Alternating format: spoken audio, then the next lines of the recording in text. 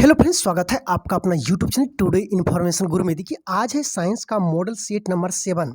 इससे पहले 1 से लेकर के 6 तक कवर कर चुके हैं, बिल्कुल सरल और आसान भाषा में। ठीक है, आप लोग बहुत बेस्ट दे रहे हैं टेलीग्राम में, बहुत बहुत धन्यवाद। आप लोग कंटिन्यू जो भी टेस्ट दे रहे हैं, समझ लीजिए वो एक न एक दिन सिलेक्शन की रास्ता की ओर बढ़ गए हैं। ठीक है, और जो स्टूडेंट ये सोच के पढ़ाई कर रहे हैं कि एग्ज़ाम आएगा तब हम पढ़ाई करेंगे, तो मेरे दोस्त, हम आपसे यही कहना चाहते हैं कि पहले का ज़माना था कि बहाली आता था, कोई बुक लिए, पढ़ लिए और सिलेक्शन मिल जाता था। लेकिन अब वो ज़माना नहीं रहा है। अब वो ज़माना रहा है कि आपको पहले से ही तैयारी करना पड़ेगा, क्योंकि जिसमें बहाली आता है उस समय तो सब कोई एक्टिव रहता है। क्या सबका सिलेक्शन हो जाता है? नहीं होता है। सिलेक्शन केवल उन्हीं का होता है जिसने तैयारी पहले से करके रखा है, क्योंकि एक ही बार आप पढ़ने के लिए भिड़िएगा ना तो याद नहीं होता है। थोड़ा-थोड़ा करके यदि हम पहले से करते जाएँगे तो वो काम हल्का हो जाता है। ठीक है? इसलिए शुरू से ही आदत लगाइए पढ़ने का। चलिए शुरुआत करते हैं। पहला क्वेश्चन है, विद्युत धारा का माप होता है। देखिए, विद्युत धारा के माप किसके द्वारा किया जाता है? जैसे किसी भी चीज़ का माप करते हैं ना, ठीक है? तो उसी तरह से विद्युत धारा कितना करंट बढ़ रहा है, इसके माप करने के लिए आमीटर का प्रयोग करते हैं। ठीक है, किसका प्रयोग करते हैं? आमीटर के। तो पूछ ले, विद्युत धारा के माप किसके द्वारा करता है? आमीटर के द्वारा। और ध्यान रखिएगा, विद्युत धारा एक अदिश राशि है। ये भी क्वेश्चन पूछा हुआ है। ठीक है, पूछ ले कि विद्युत धारा कैसी राशि है, तो अदिश राशि है। और विद्युत धारा को मापने के लिए कहीं भी चीज़ में विद्युत धारा कितना चल रहा माने बह रहा है, उसको माप के लिए किसका प्रयोग करते हैं? आमीटर को। ठीक है, और विद्युत धारा कैसा राशि है? अदिश राशि है। आगे फिर देखते हैं, अदिश और सदिश से ही दिया हुआ क्वेश्चन है। देखिए, अदिश राशियां हैं। देखिए, अदिश और सदिश के बारे में थोड़ा सा अंतर याद रख लीजिएगा ट्रिक के लिए। देखिए, जितना भी सदिश राशि होता है अक्सर उसके उच्चारण में देखिए वो जरूर आ जाता है। वो ठीक है, जैसे कि विद्युत धारा। देखिए, विद्युत धारा में वो आता है ना, ये अधिकतर होता है, किसी किसी केसेस में नहीं हो, लेकिन 90% केसेस में देखा जाता है जो सदिश राशि होता है उसमें वो जरूर आता है। देखिए, वो विद्युत धारा। फिर हम चलते हैं सदिश राशि के लिए। सदिश राशि के बारे में कर रहे हैं। देखिए, वो है, इसमें भी वो है, इसमें भी वो है, इसमें भी वो है। यानी जिसमें भी वो है लगभग लगभग 90% वो क्या है? सदिश राशि है। और जिसमें वो नहीं है वो क्या है? अदिश राशि। एक शॉर्टकट आपको तरीका बता दिए सदिश और अदिश के लिए। ठीक है, और वैसे सदिश और अदिश का परिभाषा अलग होता है। सदिश जिसमें दिशा हो और परिमाण हो, अदिश जिसमें दिशा नहीं हो, जिसमें अ लगता है आगे का मतलब क्या हो गया? उस मतलब वो नहीं होने वाला है। जैसे नहीं कहता है शब्द अशब्द। ठीक है, तो सदिश, सदिश मतलब हुआ स्वदिश, मतलब जिसमें दिशा हो। ठीक है, सवाल दोनों का परिभाषा होता है। सदिश का परिभाषा जिसमें परिमाण और दिशा दोनों हो उसे सदिश कहते हैं। अदिश जिसमें केवल परिमाण हो, दिशा नहीं हो, उसे क्या कहते हैं? अदिश कहते हैं। ठीक है, चलिए आगे बढ़ते हैं। जैसे आपको ऐसे समझाते हैं कि 2 किलोमीटर, ठीक है, 2 किलोमीटर, 2 किलोमीटर कुछ बुझाता है नहीं, लेकिन 2 किलोमीटर पूरब कह दें तो बताइए, परिमाण और दिशा दोनों है कि नहीं है? ठीक है, केवल परिमाण है तो वो क्या है? अदिश राशि है। ठीक है, तो अदिश राशि कौन कौन है? कार्य है, ऊर्जा है, ताप है, समय है और चाल। ये सभी कैसी राशि है? अदिश राशि। सदिश राशि कौन कौन है? त्वरण है, बल है, विस्थापन और संवेग है, और विद्युत धारा भी है। आपको ट्रिक भी हम बता दिए। कहता है सबसे अधिक और सबसे कम तरंग दैर्ध्य। ये क्वेश्चन एक बार और आपको बताए थे। सबसे अधिक तरंग दैर्ध्य लाल का होता है और सबसे कम तरंग दैर्ध्य बैंगनी का होता है। और जिसका तरंग दैर्ध्य सबसे कम होगा वो बिखरेगा ज़्यादा, यानी परिकीर्णन उसका ज़्यादा होगा। ठीक है, वो बिखरेगा ज़्यादा है। तो सबसे कम किसका होता है? बैंगनी का। तो सबसे ज़्यादा बिखरता है। ठीक है, और सबसे अधिक किसका होता है तरंग दैर्ध्य? लाल का होता है। इसका परिकीर्णन सबसे क्या होता है? कम होता है। यानी तरंग दैर्ध्य जिसका ज़्यादा उसका परिकीर्णन कम, यानी अपोजिट होते रहता है। तो सबसे ज़्यादा तरंग दैर्ध्य किसका होता है? लाल का। और सबसे कम किसका होता है? बैंगनी का होता है। आगे बताए, सर्वाधिक प्रत्यस्था पदार्थ, यानी जिसको तीर सकते हैं, एकदम उसमें प्रत्यस्था जैसे रबर को तीरते हैं। ठीक है, तीरते हैं मैंने उसमें मैंने प्रत्यस्था रहता है, जल्दी टूटता नहीं है, लचीला मैंने टूटता जल्दी, उसको जब मैंने कितनों अथी करिएगा जल्दी वो टूटेगा नहीं। ठीक है, तो सर्वाधिक प्रत्यस्था पदार्थ होता है स्टील। ठीक है, सबसे कठोर धातु होता है प्लेटिनम। इसको लेकर के बच्चे में बहुत सारा कन्फ्यूजन होंगे। तो धातु कठोर प्लेटिनम और हीरा जब दोनों एक जगह आ जाएंगे तो उस समय आपको क्लियर कर देंगे। तत्काल आप याद रखिए, सबसे कठोर धातु क्या है? प्लेटिनम है। आगे, शुष्क बर्फ कहलाता है। शुष्क बर्फ जो है ठोस कार्बन डाइऑक्साइड कहलाता है। जैसे बर्फ होता है, बर्फ इस तरह से होता है ना, इस तरह से, उसी तरह से ठोस कार्बन डाइऑक्साइड यानी CO2, CO2 तो गैस है, जब ये ठोस रूप में रहता है ना, तो ठोस रूप में जस्ट बर्फ की तरह जैसे बर्फ उजला सिल्ली दिखता है ना, उसी तरह से जब ठोस रूप में कार्बन डाइऑक्साइड रहते हैं ना, तो वो भी किस तरह रूप में दिखते हैं, बर्फ के रूप में। लेकिन वो कैसा बर्फ रहता है, शुष्क बर्फ रहता है। ठीक है, तो वही कह रहा है कि शुष्क बर्फ कहलाता है ठोस कार्बन डाइऑक्साइड। नेक्स्ट सवाल देखते हैं। नेक्स्ट कहता है कि परमाणु के नाभिक में रहते हैं। देखिए ये है परमाणु, ठीक है, परमाणु का बीच में होता है नाभिक। नाभिक में न्यूट्रॉन प्लस प्रोटॉन होते हैं, ठीक है, और यही दोनों मिलाकर के भार भी होता है। नाभिक का भार यदि पूछ लेगा कि नाभिक के भार बराबर क्या होता है, तो नाभिक के भार में न्यूट्रॉन प्लस प्रोटॉन जोड़ दीजिए, नाभिक का भार निकल जाएगा। तो वही कह रहा है परमाणु के नाभिक में रहते हैं। नाभिक में जो है न्यूट्रॉन प्लस प्रोटॉन रहते हैं, बाकी बाहर में इलेक्ट्रॉन रहते हैं। ठीक है, जैसे परमाणु का स्ट्रक्चर बनाइएगा, इस तरह का परमाणु का स्ट्रक्चर रहता है, बीच में नाभि होता है, इसमें न्यूट्रॉन प्लस प्रोटॉन होता है, न्यूट्रॉन प्लस प्रोटॉन, और साइड में इलेक्ट्रॉन होते हैं। तो यही पूछ रहा आपसे कि नाभि के परमाणु के नाभिक में रहते हैं, तो नाभिक में कौन कौन रहते हैं, प्रोटॉन और न्यूट्रॉन रहते हैं। ठीक है, आगे बढ़ते हैं। आगे करता बर्तन की कलाई के लिए उपयोग किया जाता है। बर्तन की कलाई जैसे कि पुराना बर्तन हो गया, उसको साफ सुथरा कर करके फिर उसके ऊपर पेंट नहीं कर देते हैं, जैसे आपको हम दिखाते हैं।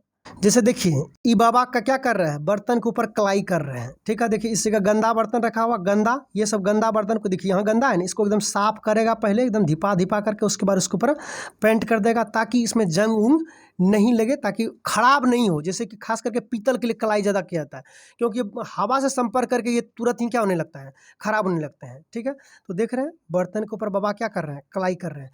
इसी तरह से एक नन टेफ्लॉन बर्तन भी आता है। नन टेफ्लॉन बर्तन क्या होता है, ना चिपकने वाला। नन टेफ्लॉन बर्तन के बारे में देखिए, इसमें जो है ये बर्तन, देखिए इस बर्तन में क्या है, इस बर्तन के ऊपर अलग से जो है किया हुआ है, इस पर क्या होता है, जल्दी मसाला चिपकता नहीं है। इसके बारे में भी क्वेश्चन है।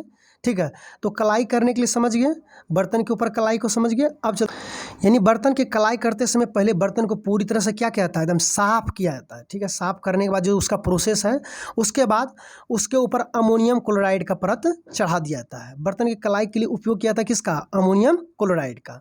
ठीक है, आगे चलते हैं। पटाखे में हरा रंग किसके कारण होता है। ठीक है, हरा रंग किसके कारण होता है, एक होता है हरा रंग और एक होता है लाल रंग। ध्यान रखिएगा, पटाखे में दो तरह का रंग के बारे में क्वेश्चन पूछा जाता है, एक हरा रंग और एक लाल रंग। इसमें दो तरह का लाल रंग, दो तरह के रंग होते हैं। एक हरा रंग होता है बेरियम के कारण। ठीक है, वैसे भी बैर याद रखिएगा, बैर कैसा होता है, हरा होता है। यदि कभी आपको लगे, कन्फ्यूजन होने लगे पटाखे में हरा रंग किसके कारण होता है, तो बैर कैसा रंग का होता है, हरा रंग का होता है, बेरियम के कारण हरा होता है। अब लाल, लाल स्ट्रोंशियम के कारण होता है, स्ट्रोंशियम, ध्यान रखिएगा, स्ट्रोंशियम होता है, स्ट्रोंशियम, स्ट्रोंशियम, स्ट्रोंशियम के कारण जो है, स्ट्रोंशियम के कारण जो है पटाखे में कैसा रंग होता है, लाल रंग होता है। और इससे भी लाल रंग क्या होता है, बहुत स्ट्रांग होता है। देखते हैं दूर तक रंग को देखने के लिए क्या रहता है, जैसे गाड़ी उड़ी में कोई दूसरा रंग नहीं दिखता है, लेकिन लाल रंग रहता है, एकदम दिखता है। ठीक है, तो लाल याद रखिएगा, स्ट्रांग होता है, ताकि आपके दिमाग में याद रहे। ठीक है, ये दोनों क्वेश्चन पूछता है, पटाखे में हरा रंग बेरियम के कारण और लाल रंग स्ट्रोंशियम के कारण। ठीक है, लाल ऐसो भी स्ट्रांग रहता है ताकि याद रहे आपके। कहता नॉन स्टिक बर्तन पे परत। नॉन स्टिक बर्तन मतलब होता है ऐसा बर्तन जिसमें मसाला वसाला जो खाना वाना बनाते हैं जल्दी चिपकता है, उस पर नहीं है। ठीक है, तो नॉन स्टिक बर्तन बनाने के लिए किसका प्रयोग करते हैं, टेफ्लॉन का। अभी तुरंत आपको बताए थे, फिर दिखा देते हैं आपको। देखिए यही है नॉन स्टिक बर्तन। ठीक है, इस पर टेफ्लॉन चढ़ाया हुआ रहता है, जिससे क्या होता है, जल्दी मसाला वसाला इसमें चिपकता नहीं है, सड़ता नहीं, तुरंत आपको बर्तन ये क्या हो जाते हैं, साफ हो जाते हैं। यही है। ठीक है, और इस तरह के बर्तन तो आप यूज किए ही होंगे। आगे नेक्स्ट क्वेश्चन देखते हैं। कहता है वायुमंडल में कौन सा अक्रिय गैस नहीं पाया जाता। ये क्वेश्चन एक बार और हम कवर कर चुके हैं कि वायुमंडल में रेडोन गैस नहीं पाए जाते हैं। ठीक है, तो कौन सा अक्रिय गैस सबसे ज्यादा पाया जाता है, तो आर्गन। ध्यान रखिएगा, आर्गन वायुमंडल में सबसे ज्यादा पाया जाता है अक्रिय गैस में। अक्रिय गैस में ऐसे नहीं, ऐसे तो वायुमंडल में सबसे ज्यादा जो है ना नाइट्रोजन गैस पाया जाता है 78%, लेकिन वो अक्रिय गैस थोड़ी है। नहीं, अक्रिय गैस के कैटेगरी में कौन सा गैस वायुमंडल में नहीं पाया जाता है, तो रेडोन। और कौन सा गैस सबसे ज्यादा पाया जाता है अक्रिय गैस में, तो आर्गन याद रखिएगा। ठीक है, आज आपको कमेंट करके बताना है, पीछे पढ़े हैं तो ऑर्गन बताइए कितना परसेंट जो है वायुमंडल में पाया जाता है। गुब्बारे में प्रयोग किया जाता है कौन सा गैस, हीलियम गैस। ठीक है, वैसे भी गुब्बारे में गैस, जैसे गैस रहता है गुब्बारा हिलने लगता है। ठीक है, तो गुब्बारे में कौन सा गैस, हीलियम। फोटोग्राफी में प्रयोग करते हैं किसका, सिल्वर ब्रोमाइड का। ठीक है, तो ऐसे याद रखिएगा, फोटोग्राफी में प्रयोग करते हैं शिव का। ठीक है, शिव जी का फोटो नहीं खींचते हैं, जाते हैं शिव जी का फोटो या शिवा का फोटो खींचे। ठीक है, एक जनरली याद रखिएगा किसी लड़के का नाम कि फोटोग्राफी ने किसी का फोटो खींचेंगे, किसका भाई फोटो खींचेंगे, शिव जी का फोटो करेंगे। शिव, शिव मतलब स्व से सिल्वर और ब से ब्रोमाइड, यदि कन्फ्यूजन ना हो ताकि दिमाग में आपको याद रहे। आगे, जल की अस्थायी कठोरता के कारण क्या है? देखिए, जल के अस्थायी कठोरता का कारण क्या है? जल का अस्थायी कठोरता का कारण है कैल्शियम मैग्नीशियम के बाइकार्बोनेट घुला हुआ। देखिए, कैल्शियम मैग्नीशियम के यदि सल्फेट घुला रहेगा तब तो वो अस्थायी कठोरता हो जाएगा। यहाँ अस्थायी कठोरता के बारे में क्या गया है। ठीक है, तो जल की अस्थायी कठोरता जो घुला रहता है, अस्थायी कठोरता का कारण होता है कैल्शियम मैग्नीशियम के बाइकार्बोनेट घुले रहने के कारण। ठीक है, तो ध्यान रखिएगा, यदि पूछ ले कि जल में अस्थायी कठोरता का कारण क्या है, तो अस्थायी कठोरता का कारण आप याद रखिएगा कि उसमें कैल्शियम मैग्नीशियम के बाइकार्बोनेट घुले रहते हैं। और इसी जगह यदि आपसे पूछ ले जल में अस्थायी कठोरता का कारण क्या है, अस्थायी, तो उसमें याद रखिएगा यही रहता है, कैल्शियम रहता है और मैग्नीशियम रहता है, लेकिन वहाँ बाइकार्बोनेट नहीं रहता है। बाइकार्बोनेट के जगह पे सल्फेट रहता है। ठीक है, बाइकार्बोनेट के जगह पे सल्फेट यदि दे दे सवाल में कैल्शियम मैग्नीशियम के सल्फेट घुले हुए हैं तो वो कैसा जल है, तो वो जल जो है अस्थाई जल है। ठीक है, अस्थाई कठोरता जल है। कैसा, कठोर जल, यानी कह सकते हैं कठोर जल।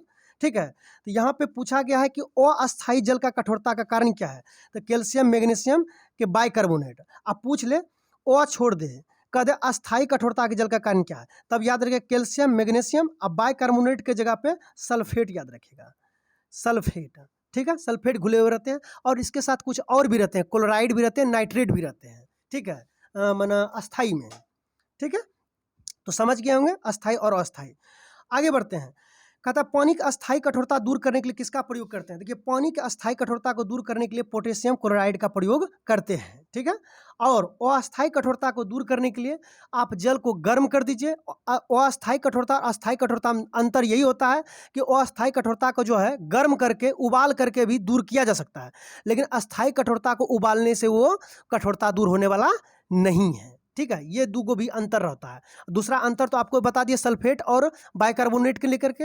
अस्थाई में बाइकार्बोनेट होते हैं, अस्थाई में सल्फेट होते हैं। ठीक है, अस्थाई जल जो है गर्म कीजिएगा, उबालिएगा, वो ठीक हो जाएगा, कोई दिक्कत नहीं। उसमें बुझा हुआ चूना भी डालिएगा या दूधिया चूना डालिएगा। अस्थाई में बुझा चूना दूधिया चूना डालिएगा, उसका अस्थाई कठोरता क्या हो जाएंगे, दूर हो जाएंगे। जबकि अस्थाई कठोरता को दूर करने के लिए हमें पोटेशियम क्लोराइड का प्रयोग सबसे उपयुक्त माना जाता है। अस्थाई कठोरता को दूर करने के लिए सबसे उपयुक्त विधि यदि पूछ ले तो सबसे उपयुक्त विधि होता है पोटेशियम क्लोराइड। वैसे यहाँ पे एक क्वेश्चन और आपको क्लियर कर देना चाहते हैं, यदि चाहते हैं जल की अस्थाई और अस्थाई कठोरता दोनों दूर कर देने के लिए, ठीक है, दोनों दूर करने के लिए, तब उस कंडीशन में आप सोडियम कार्बोनेट का प्रयोग कीजिएगा। सोडियम जो सर्फ होता है, ठीक है, सोडियम कार्बोनेट।